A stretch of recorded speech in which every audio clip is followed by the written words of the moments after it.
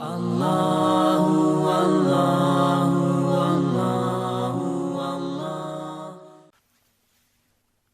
الممتحنہ مدنی سورت ہے۔ ہجرت سے پہلے اس کا نزول ہوا۔ قرآن پاک کی ترتیب کے اعتبار سے اس کا نمبر 60 ہے، اور قرآن پاک نازل ہونے کے اعتبار سے اس کا نمبر 91 ہے۔ اس میں 13 آیتیں ہیں اور 2 رکوع ہیں، 348 کلمات ہیں، 1510 حروف ہیں۔ بسم اللہ الرحمن الرحیم، اللہ کے نام سے شروع جو نہایت مہربان رحم والا۔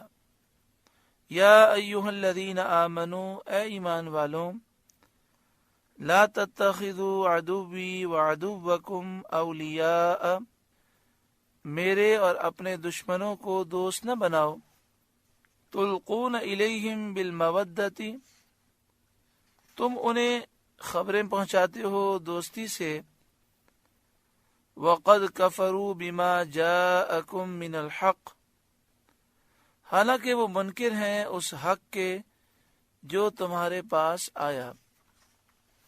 اس آیت کریمہ میں یہ حکم دیا گیا کہ اے ایمان والوں، جو میرے دشمن ہیں اور جو تمہارے دشمن ہیں ان کو دوست نہ بناؤ، یعنی کافروں کو اپنا دوست نہ بناؤ۔ اس آیت کریمہ کا شان نزول اس طرح ہے کہ بنی ہاشم کے خاندان کی ایک باندی جس کا نام سارہ تھا، مدینہ طیبہ میں سید عالم صلی اللہ علیہ وسلم کی بارگاہ میں حاضر ہوئی، جبکہ حضور صلی اللہ علیہ وآلہ وسلم فتح مکہ کا سامان فرما رہے تھے۔ فتح مکہ کے لیے آپ تیاری کر رہے تھے۔ حضور صلی اللہ علیہ وآلہ وسلم نے اس سے فرمایا، کیا تو مسلمان ہو کر آئی؟ اس نے کہا نہیں۔ فرمایا کیا ہجرت کر کے آئی؟ عرض کیا نہیں۔ فرمایا پھر کیوں آئی؟ اس کنیز نے کہا محتاجی سے تنگ ہو کر۔ بنی عبد المطلب نے اس کی امداد کی، کپڑے بنائے، سامان دیا۔ حضرت حاتب بن ابی بلتعہ رضی اللہ تعالیٰ عنہ اس سے ملے۔ انہوں نے اس کنیز کو 10 دینار دیے، ایک چادر دی اور ایک خط اہل مکہ کے پاس اس کی معرفت بھیجا، جس کا مضمون یہ تھا کہ سید عالم صلی اللہ علیہ وآلہ وسلم تم پر حملے کا ارادہ رکھتے ہیں، تم سے اپنے بچاؤ کی جو تدبیر ہو سکے کرو۔ سارا یہ خط لے کر روانہ ہو گئی۔ اللہ تعالیٰ نے اپنے حبیب صلی اللہ علیہ وآلہ وسلم کو اس کی خبر دی۔ حضور صلی اللہ علیہ وآلہ وسلم نے اپنے چند اصحاب کو، جن میں حضرت علی مرتضی رضی اللہ تعالی عنہ بھی تھے، گھوڑوں پر روانہ کیا اور فرمایا مقام روضہ خاخ پر تمہیں ایک مسافر عورت ملے گی، اس کے پاس حاتب بن ابی بلتعہ کا خط ہے جو اہل مکہ کے نام لکھا گیا ہے، وہ خط اس سے لے لو اور اس کو چھوڑ دو، اگر انکار کرے تو اس کی گردن مار دو۔ یہ حضرات روانہ ہوئے اور عورت کو ٹھیک اسی مقام پر پایا جہاں حضور سید عالم صلی اللہ علیہ وآلہ وسلم نے فرمایا تھا۔ اس سے خط مانگا، وہ انکار کر گئی اور قسم کھا گئی۔ صحابہ نے واپسی کا ارادہ کیا۔ حضرت علی مرتضی رضی اللہ تعالی عنہ نے بقسم فرمایا، آپ نے قسم کھا کر کہا کہ سید عالم صلی اللہ علیہ وآلہ وسلم کی خبر خلاف ہو ہی نہیں سکتی، غلط ہو ہی نہیں سکتی، اور تلوار کھینچ کر عورت سے فرمایا یا خط نکال یا گردن رکھ۔ جب اس نے دیکھا کہ حضرت علی رضی اللہ تعالیٰ عنہ بالکل قتل پر آمادہ ہیں تو اپنے جوڑے میں سے خط نکالا۔ حضور سید عالم صلی اللہ علیہ وآلہ وسلم نے حضرت حاتب کو بلا کے فرمایا کہ اے حاتب، اس کا کیا باعث ہے؟ تو نے یہ خط کیوں لکھا؟ انہوں نے عرض کیا یا رسول اللہ صلی اللہ علیہ وسلم، میں جب سے اسلام لایا کبھی میں نے کفر نہیں کیا، اور جب سے حضور صلی اللہ علیہ وآلہ وسلم کی نیاز مندی میسر آئی، غلامی میسر آئی، کبھی حضور صلی اللہ علیہ وآلہ وسلم کی خیانت نہ کی، اور جب سے اہل مکہ کو چھوڑا کبھی ان کی محبت نہ آئی۔ لیکن واقعہ یہ ہے کہ میں قریش میں رہتا تھا اور ان کی قوم سے نہ تھا۔ میرے سوائے اور جو مہاجرین ہیں ان کے مکہ مکرمہ میں رشتہ دار ہیں جو ان کے گھر بار کی نگرانی کرتے ہیں۔ مجھے اپنے گھر والوں کا اندیشہ تھا، اس لیے میں نے یہ چاہا کہ میں اہل مکہ پر کچھ احسان رکھ دوں تاکہ وہ میرے گھر والوں کو نہ ستائیں، اور یہ میں یقین سے جانتا ہوں کہ اللہ تعالیٰ اہل مکہ پر عذاب نازل فرمانے والا ہے، میرا خط انہیں بچا نہ سکے گا۔ سید عالم صلی اللہ علیہ وآلہ وسلم نے ان کا یہ عذر قبول فرمایا اور ان کی تصدیق کی۔ حضرت عمر رضی اللہ تعالیٰ عنہ نے عرض کیا، یا رسول اللہ صلی اللہ علیہ وسلم، مجھے اجازت دیجیے اس کی گردن مار دوں۔ حضور صلی اللہ علیہ وآلہ وسلم نے فرمایا، اے عمر، اللہ تعالیٰ خبردار ہے، جب ہی اس نے اہل بدر کے حق میں فرمایا کہ جو چاہو کرو، میں نے تمہیں بخش دیا، اور حضرت حاتب یہ بدری صحابی ہیں۔ یہ سن کر حضرت عمر رضی اللہ تعالیٰ عنہ کے آنسو جاری ہو گئے اور یہ آیات نازل ہوئیں، یا ایھا الذین آمنوا، اے ایمان والوں، لا تتخذوا عدوی وعدوکم اولیاء، میرے اور اپنے دشمنوں کو دوست نہ بناؤ، تلقون الیہم بالمودہ، تم انہیں خبریں پہنچاتے ہو دوستی سے، وقد کفروا بما جاءکم من الحق، حالانکہ وہ منکر ہیں اس حق کے جو تمہارے پاس آیا، یعنی یہ اسلام کے منکر ہیں، قرآن کے منکر ہیں۔ یخرجون الرسول وإیاکم ان تؤمنوا باللہ ربکم، گھر سے جدا کرتے ہیں رسول کو اور تمہیں اس پر کہ تم اپنے رب اللہ پر ایمان لائے، یعنی مکہ مکرمہ سے انہوں نے تمہیں ہجرت پر مجبور کیا۔ ان کنتم خرجتم جہادا فی سبیلی وابتغاء مرضاتی، اگر تم نکلے ہو میری راہ میں جہاد کرنے اور میری رضا چاہنے کو تو ان سے دوستی نہ کرو۔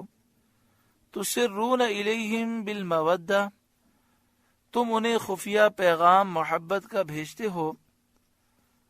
وَأَنَا أَعْلَمُ بِمَا أَخْفَيْتُمْ وَمَا أَعْلَنْتُمْ، اور میں خوب جانتا ہوں جو تم چھپاؤ اور جو ظاہر کرو۔ وَمَنْ يَفْعَلْهُ مِنْكُمْ فَقَدْ ضَلَّ سَوَاءَ السَّبِيلِ، اور تم میں جو ایسا کرے وہ بے شک سیدھی راہ سے بہکا۔ إِن يَثْقَفُوكُمْ، اگر تمہیں پائیں، یعنی اگر کفار تم پر موقع پا جائیں، تم پر قابو پا جائیں، یکون لکم اعداء، تو تمہارے دشمن ہوں گے، وَيَبْسُطُوا إِلَيْكُمْ أَيْدِيَهُمْ وَأَلْسِنَتَهُمْ بِالسُّوءِ، اور تمہاری طرف اپنے ہاتھ اور اپنی زبانیں برائی کے ساتھ دراز کریں گے، لمبی کریں گے۔ اپنے ہاتھ ضرب کے ساتھ اور قتل کے ساتھ دراز کریں گے، اور اپنی زبانیں سب و شتم اور برائی کے ساتھ دراز کریں گے۔ یعنی یہ ایسے لوگ ہیں کہ اگر تم پر قابو پا جائیں تو تمہیں ماریں گے، تمہیں قتل کر دیں گے، اور اگر زبان کے ذریعے قابو پائیں تمہیں گالیاں دیں گے، تمہیں تانے دیں گے، اس طریقے سے تمہارے دلوں کو دکھائیں گے، لہٰذا ان لوگوں کو کبھی بھی اپنا دوست نہ سمجھو۔ وَوَدُّوا لَوْ تَكْفُرُونَ، اور ان کی تمنا ہے کہ کسی طرح تم کافر ہو جاؤ، تو ایسے لوگوں کو دوست بنانا اور ان سے بھلائی کی امید رکھنا اور ان کی عداوت سے غافل رہنا ہرگز نہ چاہیے۔ لَن تَنفَعَكُمْ أَرْحَامُكُمْ وَلَا أَوْلَادُكُمْ يَوْمَ الْقِيَامَةِ، ہرگز کام نہ آئیں گے تمہیں تمہارے رشتے اور نہ تمہاری اولاد قیامت کے دن یفصل بینکم تمہیں ان سے الگ کر دے گا، واللہ بما تعملون بصیر اور اللہ تمہارے کام دیکھ رہا ہے۔ ہرگز کام نہ آئیں گے تمہیں تمہارے رشتے اور نہ تمہاری اولاد، جن کی وجہ سے تم کافروں سے دوستی اور موالات کرتے ہو۔ قیامت کے دن تمہیں ان سے الگ کر دے گا کہ فرما بردار جنت میں ہوں گے اور کافر نافرمان جہنم میں ہوں گے۔ واللہ بما تعملون بصیر اور اللہ تمہارے کام دیکھ رہا ہے۔ قد کانت لکم اسوۃ حسنۃ فی ابراہیم والذین معہ، بے شک تمہارے لیے اچھی پیروی تھی ابراہیم اور اس کے ساتھ والوں میں۔ حضرت حاتب رضی اللہ تعالی عنہ اور دوسرے مومنین کو خطاب ہے، اور سب کو حضرت ابراہیم علیہ السلام کی اقتداء کرنے کا حکم ہے کہ دین کے معاملے میں رشتہ داروں کے ساتھ ابراہیم علیہ السلام کا طریقہ اختیار کریں۔ والذین معہ اور ابراہیم کے ساتھ والوں میں، ساتھ والوں سے مراد اہل ایمان مراد ہیں۔ تو ابراہیم علیہ السلام اور ان کے امتیوں نے، اہل ایمان نے جس طرح اپنے کافر رشتہ داروں کے ساتھ برتاؤ کیا، تمہیں بھی وہی کرنا چاہیے۔ اذ قالوا لقومہم انا براء منکم، جب انہوں نے اپنی قوم سے کہا بے شک ہم بیزار ہیں، وہ قوم جو کہ مشرک تھی اس سے انہوں نے کہا کہ ہم بیزار ہیں۔ اذ قالوا لقومہم انا براء منکم، جب انہوں نے اپنی قوم سے کہا بے شک ہم بیزار ہیں تم سے، یعنی اپنی مشرک قوم سے کہا۔ وَمِمَّا تَعْبُدُونَ مِن دُونِ اللَّهِ، اور ان سے بیزار ہیں جنہیں اللہ کے سوا تم پوجتے ہو۔ کفرنا بکم، ہم تمہارے منکر ہوئے اور ہم نے تمہارے دین کی مخالفت اختیار کی۔ وَبَدَا بَيْنَنَا وَبَيْنَكُمُ الْعَدَاوَةُ وَالْبَغْضَاءُ أَبَدًا، اور ہم میں اور تم میں دشمنی اور عداوت ظاہر ہو گئی ہمیشہ کے لیے۔ حَتَّى تُؤْمِنُوا بِاللَّهِ وَحْدَهُ، جب تک تم ایک اللہ پر ایمان نہ لاؤ۔ إِلَّا قَوْلَ إِبْرَاهِيمَ لِأَبِيهِ، مگر ابراہیم کا اپنے باپ سے کہنا، لَأَسْتَغْفِرَنَّ لَكَ وَمَا أَمْلِكُ لَكَ مِنَ اللَّهِ مِنْ شَيْءٍ، کہ میں ضرور تیری مغفرت چاہوں گا اور میں اللہ کے سامنے تیرے کسی نفع کا مالک نہیں۔ یہاں باپ سے مراد چچا ہے۔ عربی میں لفظ اب والد کے لیے چچا، تایا، دادا سب کے لیے استعمال ہوتا ہے، اور اردو میں بھی لفظ باپ چچا کے لیے، تایا کے لیے، دادا کے لیے بولا جاتا ہے۔ تو حضرت ابراہیم علیہ السلام نے اپنے چچا سے یہ بات کہی تھی اور وعدہ کیا تھا کہ میں ضرور تیری مغفرت چاہوں گا۔ تو آپ نے یہ وعدہ پورا کیا اور اس کے لیے مغفرت کا سوال کیا جب تک اللہ تعالیٰ نے اجازت دی، اور جب اللہ تعالیٰ نے منع فرما دیا تو پھر آپ نے اس کے لیے مغفرت کا سوال نہیں کیا۔ یہ قابل اتباع نہیں ہے، کیونکہ وہ ایک وعدے کی بنا پر تھا، اور جب حضرت ابراہیم علیہ السلام کو ظاہر ہو گیا کہ وہ کفر پر مستقل ہے تو آپ نے اس سے بیزاری کی۔ لہذا یہ کسی کے لیے جائز نہیں کہ اپنے بے ایمان رشتہ دار کے لیے دعائے مغفرت کرے۔ وَمَا أَمْلِكُ لَكَ مِنَ اللَّهِ مِنْ شَيْءٍ، اور میں اللہ کے سامنے تیرے کسی نفع کا مالک نہیں۔ اگر تو اس کی نافرمانی کرے اور شرک پر قائم رہے تو تجھے اللہ کے غضب سے کوئی نہیں بچائے گا۔ ربنا علیک توکلنا والیک انبنا والیک المصیر، اے ہمارے رب ہم نے تجھی پہ بھروسہ کیا اور تیری ہی طرف رجوع لائے اور تیری ہی طرف پھرنا ہے۔ یہ بھی حضرت ابراہیم علیہ السلام کی اور ان مومنین کی دعا ہے جو آپ کے ساتھ تھے، اور ماقبل استثناء کے ساتھ متصل ہے۔ لہذا مومنین کو اس دعا میں حضرت ابراہیم علیہ السلام کا اتباع کرنا چاہیے اور اس طرح دعا مانگنی چاہیے کہ اے ہمارے رب، ہم نے تجھ پر بھروسہ کیا، تیری طرف ہم رجوع لائے اور تیری طرف ہمیں پلٹ کر آنا ہے۔ ربنا لا تجعلنا فتنۃ للذین کفروا، اے ہمارے رب ہمیں کافروں کی آزمائش میں نہ ڈال، کافروں کو ہم پر غلبہ نہ دے کہ وہ اپنے آپ کو حق پر گمان کرنے لگیں۔ کبھی کبھی ایسا بھی ہوتا ہے کہ کافروں کے لیے آزمائش ہوتی ہے، امتحان ہوتا ہے کہ کافر باطل پر ہیں، لیکن ان کے ساتھ آزمائش یہ ہوتی ہے کہ وہ باطل پر ہونے کے باوجود غالب آ جاتے ہیں اور مسلمان مغلوب ہو جاتے ہیں، یہ مسلمانوں کو مارتے ہیں، قتل کرتے ہیں، تو اس سے وہ یہ سمجھنے لگتے ہیں کہ ہم حق پر ہیں تبھی ہمیں غلبہ ملا ہے۔ تو ایسے موقع پر مسلمانوں کے لیے ایک بہت بڑا امتحان ہوتا ہے اور کافروں کے لیے بہت بڑا دھوکہ ہو جاتا ہے۔ وہ یہ سمجھ رہے ہوتے ہیں کہ ہمیں غلبہ اس لیے ملا کہ ہم حق پر ہیں۔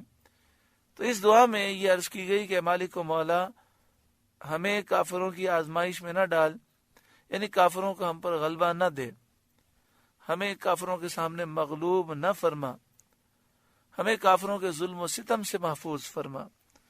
ربنا لا تجعلنا فتنۃ للذین کفروا، اے ہمارے رب ہمیں کافروں کی آزمائش میں نہ ڈال، واغفر لنا ربنا، اور ہمیں بخش دے اے ہمارے رب، انک انت العزیز الحکیم، بے شک تو ہی عزت و حکمت والا ہے۔ لقد كان لكم فيهم اسوة حسنة لمن كان يرجو الله واليوم الآخر، بے شک تمہارے لیے ان میں اچھی پیروی تھی اسے جو اللہ اور پچھلے دن کا امیدوار ہو، یعنی اے امت حبیب خدا محمد مصطفیٰ صلی اللہ علیہ وسلم، تمہارے لیے حضرت ابراہیم علیہ السلام اور ان کے ساتھ والوں کی زندگی میں اچھا نمونہ تھا، اچھی پیروی تھی اس کے لیے جو اللہ اور آخرت کے دن پر ایمان رکھے، امید رکھے، اللہ تعالیٰ کی رحمت اور ثواب کی امید رکھے، آخرت کے آرام کا وہ طالب ہو اور اللہ کے عذاب سے ڈرے، اس کے لیے ابراہیم علیہ السلام اور ان پر ایمان لانے والوں کی زندگی میں بہترین مثال، بہترین نمونہ تھا۔ انہیں چاہیے تھا مومنین کو کہ انہی کے نقش قدم پر چلتے اور کافروں سے تعلقات نہ رکھتے۔ وَمَن يَتَوَلَّ، اور جو منہ پھیرے، ایمان سے منہ پھیرے، کافروں سے دوستی کرے، فَإِنَّ اللَّهَ هُوَ الْغَنِيُّ الْحَمِيدُ، تو بے شک اللہ ہی بے نیاز ہے، سب خوبیوں سراہا، اللہ حمید ہے، ساری خوبیوں والا ہے، کائنات کی ہر شے، ذرہ ذرہ اس کی تعریف اور اس کی خوبی بیان کرتا ہے۔ سورۃ الممتحنہ کا پہلا رکوع مکمل ہوا۔ اللہ تعالیٰ اس رکوع کے نور سے ہمارے قلوب کو روشن اور منور فرمائے۔ اللہ اللہ اللہ